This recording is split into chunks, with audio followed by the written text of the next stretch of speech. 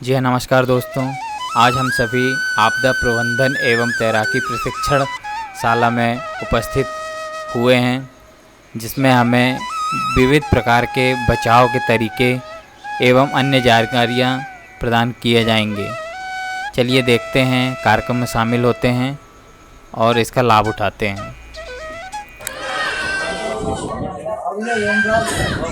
जैसा कि आप जानते हैं कि प्रतिवर्ष हमारा जो मंडला है तीन तरफ से और जिसके कारण प्रतिवर्ष हमारे यहाँ बाढ़ का कहीं ना कहीं प्रकोप बढ़ता रहता है। हमारा जो होमगार्ड का दल है वो लगातार बाढ़ प्रभावित क्षेत्र में हमेशा हमारे लिए, समाज के लिए निरंतर लगा रहता है। परंतु समाज की भी अपनी एक जिम्मेदारी होती है कि वो प्रशासन के साथ में, शासन के साथ में मिलकर और राहत कार्यों में अपना सहयोग दे।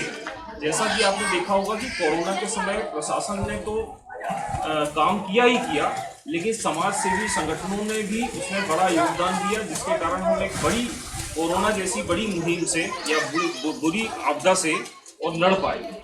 तो उसका एक दूसरा पक्ष ये भी है कि आप देखिए, हर साल बाढ़ से हजारों लोग प्रभावित होते हैं, लेकिन प्रशासन की एक अपनी क्षमता होती है, उनकी अपनी एक टीम होती है और समाज का जो समूह है वो एक बड़ा वर्ग होता है। अगर समाज और प्रशासन का अमला एक साथ मिल जाए तो हम ऐसी बड़ी आपदाओं से लड़ सकते हैं।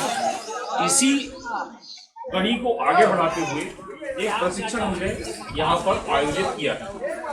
दूसरा, कई अनेकों बार ऐसा होता है कि जब बाढ़ आती है तो उस समय प्रशासन को जब हम सूचना करते हैं तब वो पहुंचता है, परंतु वहाँ वर्तमान में जो व्यक्ति उपस्थित है या जो घाट के किनारे रहता है, वो पहली प्राथमिकता उसकी है कि वो कुछ राहत कार्य के लिए वहाँ पर प्राथमिक उपचार करे। परंतु क्या होता है कि वो परिस्थितियां ऐसी होती है कि उसे प्राथमिक उपचार की जानकारी नहीं होती, वो कैसे आपदा से लड़ सके, कैसे आपदा के प्रमुख बिंदुओं पर वो काम कर सके, उसे ये निम्न जानकारियां नहीं होने के कारण और वो आपदा में संकोच करता है किसी को बचाने में, या वो पहल नहीं कर पाता। तो एक तो ये जो संकोच है वो वहां से हटे। उसको जब तक जानकारी नहीं होगी कि वो कैसे बचाएगा लोगों को, तब तक वो, मुझे नहीं लगता कि वो बचा पाएगा। सांसद प्रतिनिधि श्री यादव भाई, उनके बाजू में बैठे श्री समाज सेवी श्री सत्यनारायण अग्रवाल जी, SDPRF के ऑफिसर सर, समाज सेवी गणेश महान जी, वार्ड पार्षद श्री सुधीर कुमार मिश्रा जी, साथ ही बैसाखू नंदा जी, श्री हमारे सीनियर अनूप चौरसिया जी, जैन साहब आनंद तिवारी जी और हमारे सीनियर मुन्ना भैया, आप सभी का सहयोग और मार्गदर्शन इस घाट में सदा मिलता रहता है। इसी कारण ये घाट आज सौंदर्यीकरण में भी सबसे प्रथम है, मुझे लगता है मंडला में। बस इतना ही कहूँगा। बड़े भाई श्री जयदत्त त्रिपाठी हैं, मैं उनसे आग्रह करूँगा कि आपदा जी की सुरक्षा को लेकर, आपदा प्रबंधन को लेकर अपना सभी को समझाएं।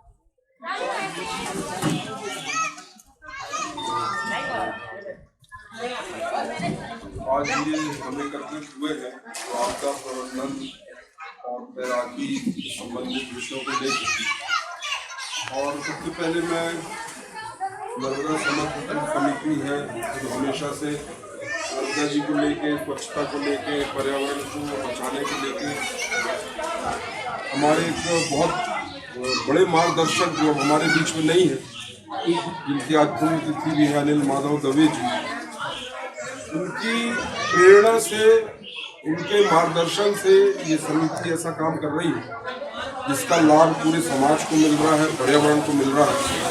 तो सबसे पहले मैं इस समिति को बहुत बहुत धन्यवाद अर्पित करता हूँ और उनका आभार करता हूँ।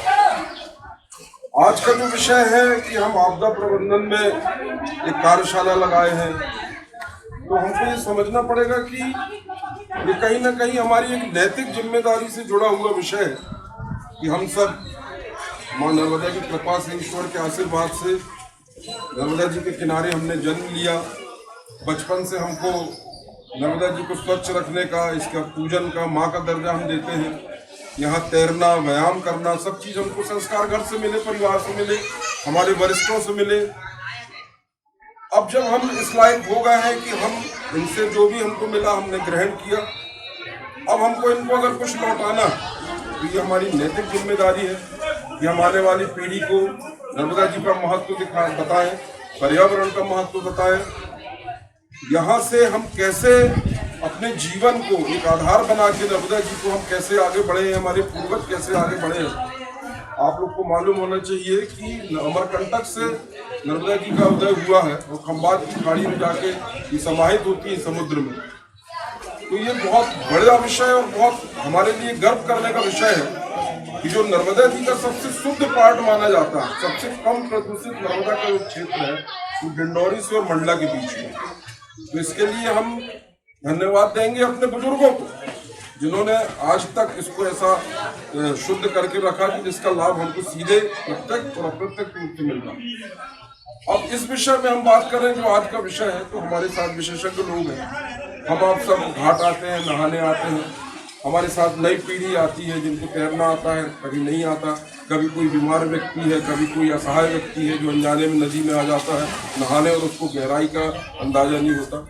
तो हमको खुद की सुरक्षा के साथ साथ सबसे पहले तो हम खुद सुरक्षित रहें, स्वस्थ रहें, पर्यावरण से और नर्मदा जी से और परिवार से जो मिला है उसको ग्रहण करें। उसके बाद जब हमारी नैतिक जिम्मेदारी पे हम आते हैं कि हम किसी परेशान व्यक्ति को, किसी डूबते व्यक्ति को या किसी आपदा में किसी फंसे व्यक्ति को, मतलब वो केवल ऐसा नहीं, हम तो देखो युवा है और एक देश के नागरिक के तौर पे हमारा एक कर्तव्य बनता है कि अगर सड़क में कोई कुत्ता भी किसी को दौड़ा रहा है और हमको लग रहा है कि इसको काट खाएगा, तो हमको 2 कदम आगे अपने साहस का परिचय देना चाहिए, अपनी बुद्धि का परिचय देना चाहिए, अपने ज्ञान का परिचय देना चाहिए, उसको बचाना चाहिए उस आपदा से। उसको भी हम आपदा कहते हैं।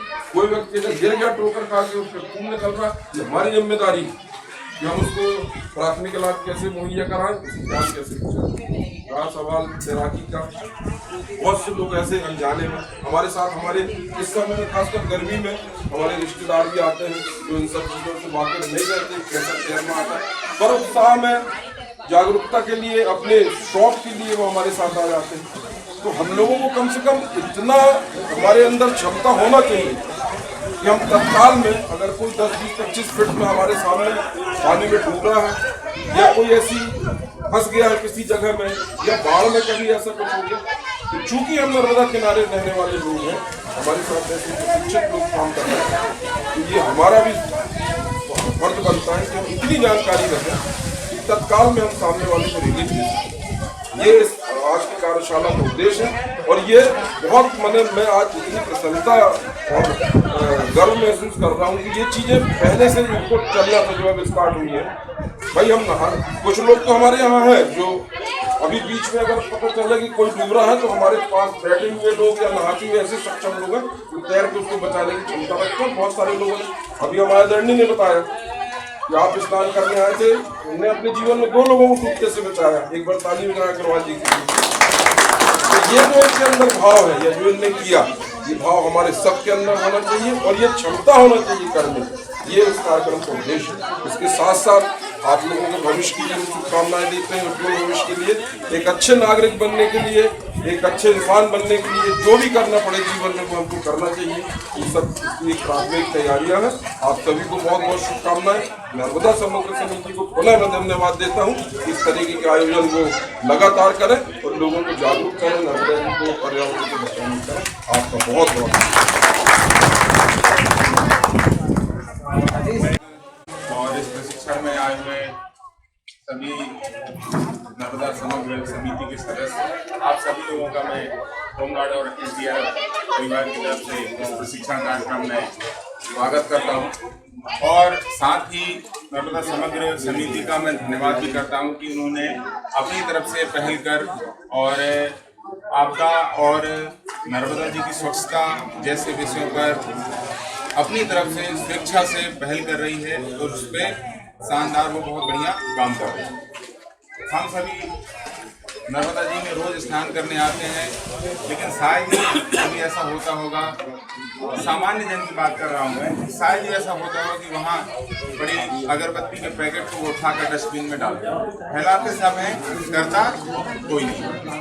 तो ऐसे लोगों का ये समूह है जो इन सब बारीक चीज़ों को भी ध्यान रखता है और उसके जो ऊपर है काम करता है। और इन्हीं की बदौलत आज हम बातें हैं कि जो हमारे नर्मदा क्षेत्र, जो मंडला क्षेत्र के नर्मदा घाट है, वो अन्य जगहों की तुलना में काफ़ी स्वच्छ और हरे भरे हैं। जैसा कि हम सभी जानते हैं कि ये जो वर्तमान दौर है, आपदाओं का दौर है, इस समय आपदाओं की तीव्रता और बारंबारता दोनों बढ़ी है, जिससे बहुत अधिक मात्रा में जनधन की हानि होती है। उस दौरान जब आपदा आती है तो उस दौरान प्रत्येक नागरिक का एक कर्तव्य होता है कि कुछ ना कुछ योगदान उस आपदा के दौरान करे, और लोग करते भी हैं। लेकिन उस सहयोग को सही दिशा देने के लिए और सार्थक बनाने के लिए कुछ ना कुछ प्रशिक्षण और प्रारंभिक ज्ञान हमें होना चाहिए। तो हम इन्हीं प्रारंभिक ज्ञान और बारीकों को आज समझेंगे ताकि आपका जो प्रयास है वो और अधिक प्रभावी बन सके। और आप जैसे कि इन्होंने 2 लोगों को अपने जीवन बचाया है, तो जीवन की रक्षा करना इस समय सबसे बड़ा धर्म है। आप किसी का जीवन यदि आप बचा लेते हैं तो यकीन मानिए आप ऐसा महसूस करेंगे और उस परिवार के लिए आप जैसे भगवान की तरह आप रोल निभाएंगे, जिसका कोई जो है सीमा नहीं। तो मैं बहुत आप लोगों को बहुत बहुत धन्यवाद कहता हूँ कि आप लोग इस प्रशिक्षण में और इस समिति से जुड़े हुए हैं। आगे की कार्यवाही की प्रतीक्षा हम घाट पे करेंगे। इतना कहकर मैं स्थान हमारे बीच में है श्री श्याम सेवा जी। आप वन विभाग से रिटायर हुए हैं और जो नर्मदा समग्र है उसकी एक छोटी सी भूमिका मैं आपके सामने रखूँ। 2006-7 में जो है अनिल माधव दवे जो संघ के प्रचारक थे, उन्होंने नर्मदा जी की रात के द्वारा एक यात्रा की। तो उस समय से माननीय श्याम जी भाई साहब नर्मदा समग्र के संपर्क में आए और उस समय से आप लगातार नर्मदा समग्र से जुड़े हुए। एक आश्चर्य में इसलिए बार बार उनका उदाहरण इसलिए आप लोगों के सामने दे रहा हूँ कि हम सब एक नई युवा पीढ़ी है, उनकी उम्र जो है 62 वर्ष है। 62 साल का व्यक्ति मानसरोवर की यात्रा कर सकता है। एक 62 साल का व्यक्ति, 63 साल का व्यक्ति यहाँ आकर स्विंग सिखा सकता है, अपना पूरा समय परिक्रमावासियों की सेवा में लगा सकता है। तो फिर हमको हमारे सामने एक बड़ा उदाहरण है समाज के कि क्या हम समाज के लिए खड़े नहीं हो सकते, हम समाज में काम नहीं कर सकते। नर्मदा जी का घाट हमारा ही घाट है, नर्मदा जी का घाट हमारा ही घर है, नर्मदा जी हमारी ही जीवनदायिनी है। नर्मदा जी नहीं होंगी तो शायद खेतों को सिंचाई नहीं होगी, हमें पानी नहीं मिलेगा, यहाँ की सुंदरता खत्म हो जाएगी। मतलब हम बड़े भाग्यशाली हैं। इसलिए मुझे लगता है कि प्रत्येक व्यक्ति को जो किसी संगठन से भले ना जुड़ा हो, लेकिन उसकी 100 प्रेरणा से मुझे समाज के लिए और नर्मदा जी के लिए काम करने की आवश्यकता है। तो ऐसे एक परिचय माननीय श्याम जी भाई साहब का था। मैं उनसे आग्रह करूंगा कि वो 2 शब्द हम सभी को प्रेरणा स्रोत के रूप में और भाई साहब हैं कार्यक्रम पर्यावरण और प्रकृति के लिए काम करना है, घाट की सफाई अच्छे से होती रहे और जितना से ज़्यादा समाज में अपन योगदान दे सकते हैं उतना दें तो ज़्यादा अच्छा रहेगा। नर्मदे घाट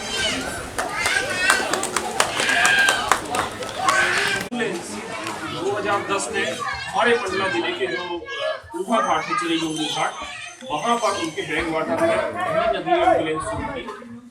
माननीय अनिल माधव दवे जी ने अनेकों पुस्तक नर्मदा जी के ऊपर लिखी। हमारे जो 16 संस्कार होते हैं उन 16 संस्कारों के बारे में उन्होंने अनेकों पुस्तकें ऐसी लिखी। 2017 में उनका हो गया। उसके बाद माननीय साथी जो है उनकी पुण्यतिथि मनाने वाले हैं। 17 तारीख को ही उनका पुण्यतिथि में नर्मदा समग्र जो है संकल्प दिवस के रूप में मनाता है। क्योंकि नर्मदा उनका अंतिम एक पत्र जारी हुआ था जो उन्होंने लगभग 10 साल पहले लिखा था। उन्होंने उस पत्र में लिखा था कि मैं रहूं ना रहूं, मेरे जाने के बाद जो लोग नर्मदा जी की सेवा में लगे हैं वो मेरी अगर स्मृति में कुछ करना चाहते हैं तो एक पौधा लगाकर उसको बड़ा करें, पाल पोस कर बड़ा करें और उसको वट वृक्ष बनाने का ऐसा संकल्प मेरी पुण्यतिथि पर करें। हम सब भी इसी संकल्प के साथ में 2 मिनट पुण्यतिथि पर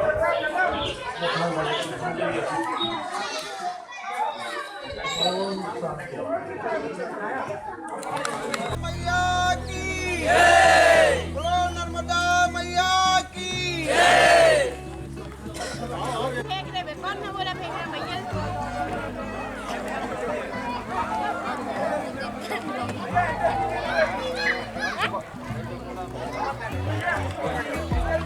अभी उसको उठा के फेंक दो।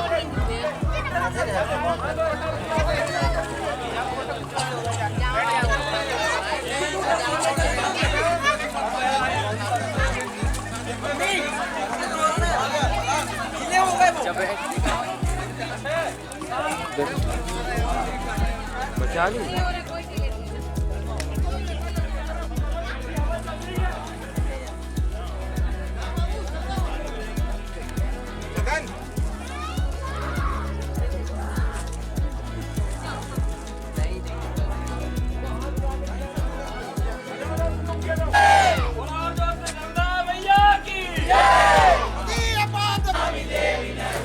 जल तरंग सर्वदा, जल तरंग सर्वदा, ओ नर्मदा मैया की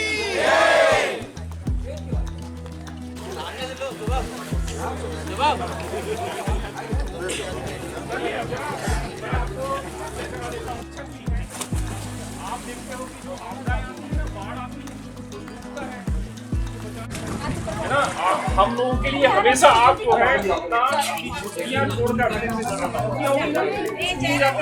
जैसे आप अपनी हो ना हो खड़े रहते हैं। आज हमको बताने वाले हैं हम कैसे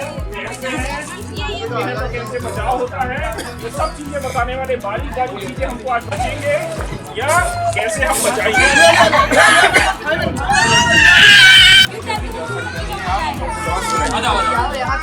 उसके अतिरिक्त एक सर्वाइवल की भी कला है।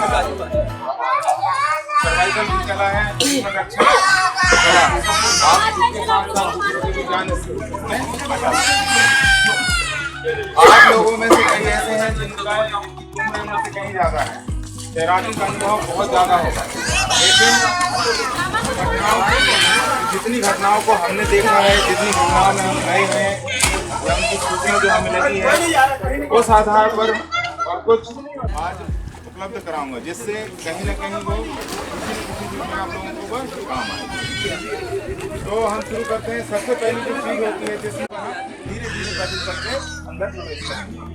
अगर वहाँ आपने जंप लगाया तो फिर आपको चोट लग सकती है।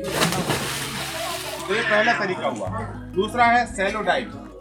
तो डाइव लगाकर अनामिका टिक्की वाले की जान ली, वो है दूसरा तरीका। सैलो डाइव जहाँ कारगर है, जहाँ गहराई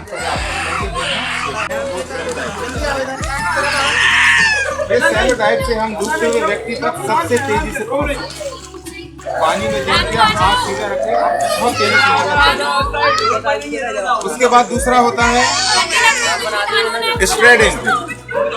ऐसी जगह जहाँ व्यक्ति डूब रहा है, हमें उस जगह की जानकारी नहीं है, कोई व्यक्ति है, बाहर का व्यक्ति है, उसमें देख लिया कि गहरा पानी है, लेकिन पानी के अंदर क्या क्या है वो हमें पता नहीं। और ऐसी जगह पे जब हम कूदेंगे तो हो सकता है कि अंदर चट्टान उतर हमें लग जाए, लेकिन दूसरा जो व्यक्ति है बचाने की आवश्यकता है। उस स्थिति में स्ट्रेट अंदर कोई ऐसी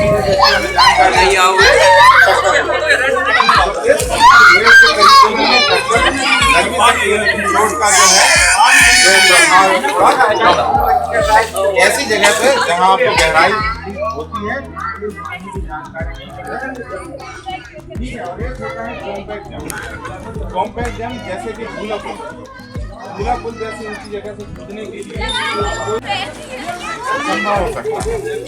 बच्चे नहीं, मान लीजिए कि आप बहुत गंभीर चोट नहीं आई लेकिन बेहोश हो गए, गहरा पानी में तैर नहीं पाएंगे, तो ऐसे जगह पे कूदने के लिए बगल पे दबाते हुए क्लोज इस तरह से पोजीशन आपकी रहेगी जब हम पानी से टकराने और पूरे हाथ पैर अपने चिपके हुए, जो भी हिस्सा आपका पानी से बाहर आएगा उसमें बहुत और जब हम पानी में घुसने वाले हैं थोड़ा सा आपको पंजे ऐसे कर देंगे, आप आसानी से पानी के अंदर ऐसे ही हमारा पैर जो टच हुआ तुरंत हम नीचे पहुंच जाएंगे, तुरंत हमें हाथ खोल के नीचे की तरफ मारना है, तो हम थोड़ी देर पानी में पिकअप करना है। पानी बहुत अधिक है और अधिक ऊंचाई में, अगर हाथ आपके रास्ते में निकल गए आप बोल सकते हैं कि आपका कंधा चोट लग जाए, हाथ फ्रैक्चर हो जाए। तो ये 4 तरीके हैं पानी में डूबने के, आपको समझ में आए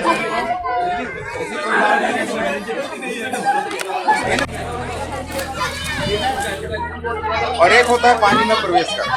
तो पहले हम ड्राई रेस्क्यू के बारे में चर्चा कर लेते हैं। उसके लिए हम यूज करते हैं लकड़ी का पोल, बांस का खंभा जो 15-20 फीट का हो, वो घाट पे आप रख सकते हैं। जैसे कि हम हमेशा भीड़ रहती है, एक पोल नहीं करना, वो रखा रहे। मान लीजिए कोई जैसे वहाँ डूब रहा है, तुरंत हम उसको खोल दे दिया और उसको खींच दिया, तो आदमी बच जाएगा। पानी में हमें घुसना ही नहीं। मान लीजिए अच्छा तैरना भी आता है, आपको पकड़ लिया, जकड़ लिया, फिर उस स्थिति में हो सकती है। तो ये हो गया, ठीक है, लेकिन इसको फेंकने के लिए हमें पहले इसमें रस्सी बांधनी है। इसको लाइफ रिंग बोलते हैं। क्या बोलते हैं? Life boy.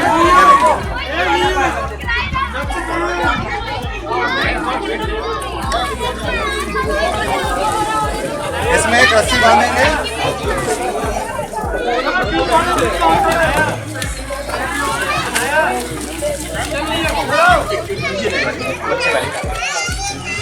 अच्छी वाली नहीं,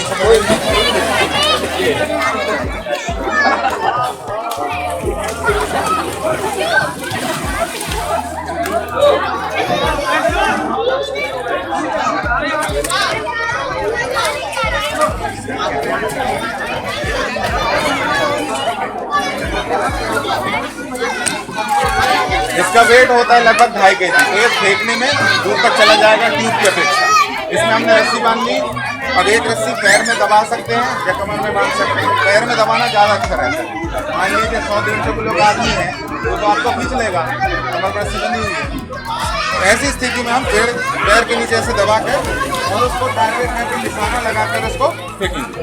फेंकने के बाद हमको लेटना रहता है, लेट के खींचना, क्योंकि सामने वाला हो सकता है कि वजनदार है, एक झटके में आपको खींच लिया, तो आप लेट जाइए या झुकने के बंद हो जाए, क्योंकि जितने झुक के आप रहेंगे उतना ताकत आप लगा पाएंगे और उसको खींच।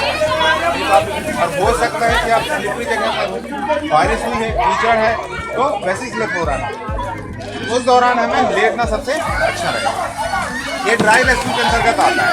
इसका अभ्यास भी अभी हम लोग करा देंगे आप लोगों को, ताकि ये हो सके। ये सबसे सुरक्षित, इसमें हमको पानी के अंदर घुसने की आवश्यकता नहीं और बचाया जा सकता है। ठीक है, तो बांस की मदद से हो गया और फिर ये रिंग की मदद से हो गया। साड़ी वगैरह भी आप कुछ उसमें फ्लोटिंग डिवाइस बांध के फेंक सकते हैं, कुछ भी गमछों को जोड़ के बना सकते हैं। तो ऐसी चीज़ जिसमें हम बाहर से रेस्क्यू करें, ड्राई रेस्क्यू। अब ये हो गया, मान लीजिए कि अपने पास कुछ भी नहीं है, तैरना भी आता है, हिम्मत भी है और बचाने के लिए हम अंदर गए। बचाने के लिए तो डूबता हुआ व्यक्ति आपको सीधा क्या करेगा, पकड़ेगा। जैसा पकड़ेगा तो सबसे पहले तो हम उसको सीधे उसकी दिशा में, उसकी आंखों के सामने से नहीं जाना चाहिए, क्योंकि वो दिखेगा तो वो आपकी तरफ आएगा और आपको पकड़ेगा। मान लीजिए सामने से आप जा भी रहे हैं, जिसे को लगता है तो हम सामने से जा भी रहे हैं, तो कुछ दूर पहले डुबकी लगा लीजिए अंडरग्राउंड होकर के पीछे तरफ। अंडरग्राउंड पीछे होने के बाद एक टेक्निक होती है चिंतो, मतलब आदमी यदि अंदर तक गया हुआ है तो इसका मतलब ये कि उसको तैरना तो आता होगा। उसको तैरना नहीं आता तो किनारे ही नहा लेता है, बाई मिस्टेक अंदर जाएगा तो सीढ़ियों के आसपास 4-6 फीट में डूबेगा। तैरने वाला ही बीच में जाके डूबता है, या उस पार गया है वापस आना है, थक गया और बीच में तो ऐसी स्थिति में हम और उसके ऐसे से चिन को इस तरह से लेके और अपने कंधे पे रखना उल्टा करके, ठीक है।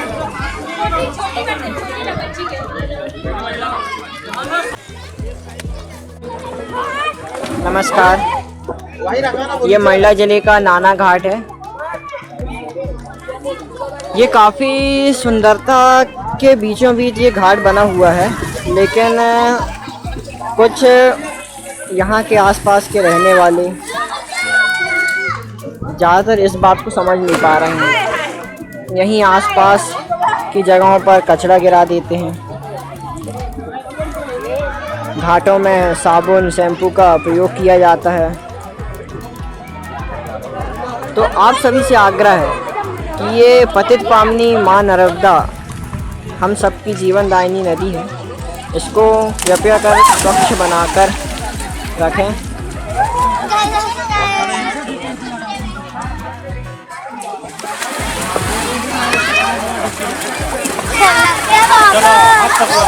जय माँ नर्मदे, जय श्री।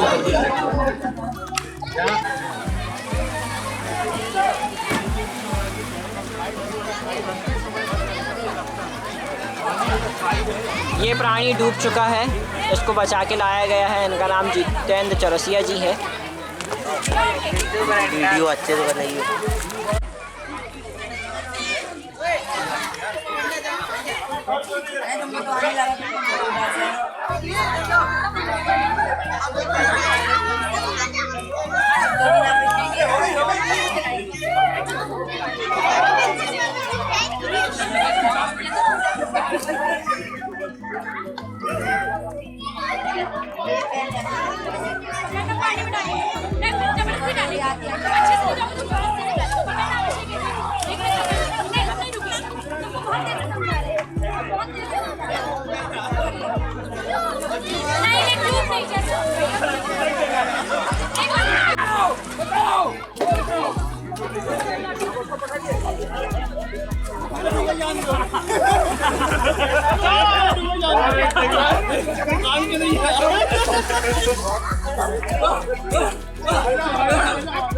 Mission successful.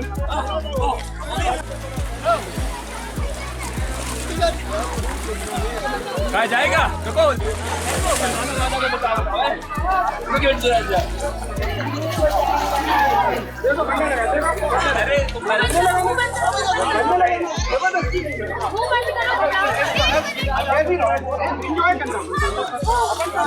आओ जल्दी आओ।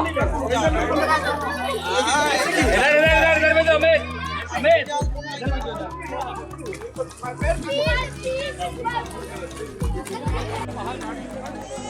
रेडी।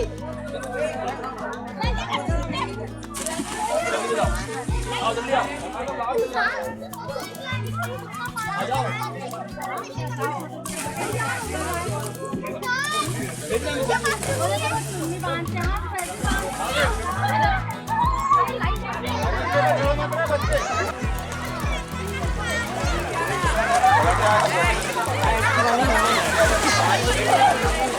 हर्षो, हर्षो,